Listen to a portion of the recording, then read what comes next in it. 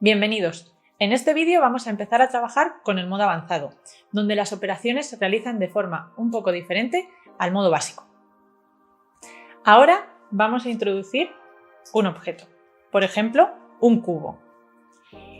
Si pulsamos sobre modo avanzado, vemos cómo el menú cambia y nos aparecen las opciones de traslación, rotación, escalado y reflexión.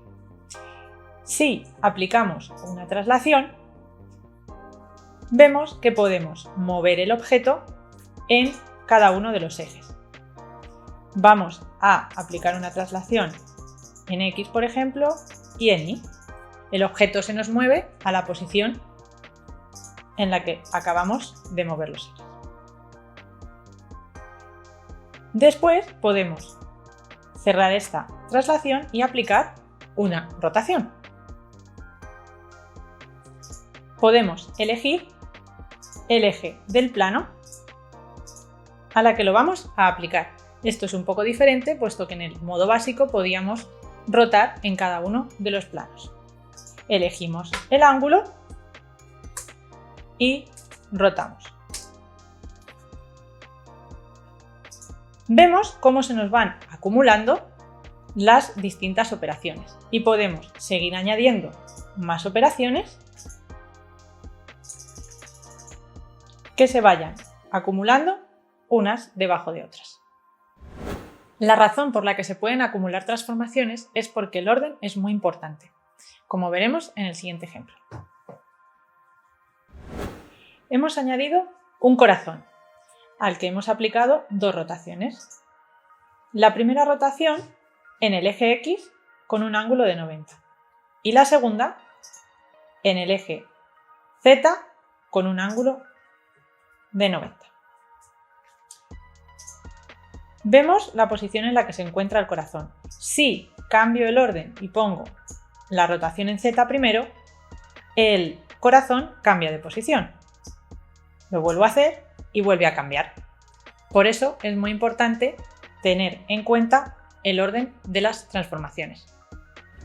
En la traslación y la rotación podemos modificar los ejes sobre los que estamos trabajando. Pueden ser o los ejes del espacio de trabajo o los ejes del propio objeto. Vamos a verlo en este ejemplo. Hemos añadido un corazón y le hemos aplicado una rotación de 45 grados en el eje X. Y ahora queremos trasladarlo. Vamos a trasladarlo según los ejes del objeto, por ejemplo, en Z. Si lo trasladamos a 20, vemos cómo, si lo trasladamos en función del eje del objeto, se sitúa en esa posición. Pero si lo trasladamos en función del eje del espacio de trabajo, cambiaría de posición. Del mismo modo que con las traslaciones y las rotaciones podemos aplicar un escalado que funciona igual que en el modo básico. Una novedad es la reflexión, que nos permite reflejar objetos. Por ejemplo, respecto del plano XY, si queremos reflejar este objeto, obtendríamos este resultado. Si por el contrario queremos reflejar este objeto en el plano YZ, no veríamos a simple vista ningún resultado, puesto que el objeto es simétrico en este plano. Pero sí, importante, atención al orden, primero rotamos el objeto y después aplicamos la reflexión, obtendríamos este resultado. En este ejemplo hemos introducido dos helicópteros, cada uno de un color, para que veamos cómo funciona la reflexión.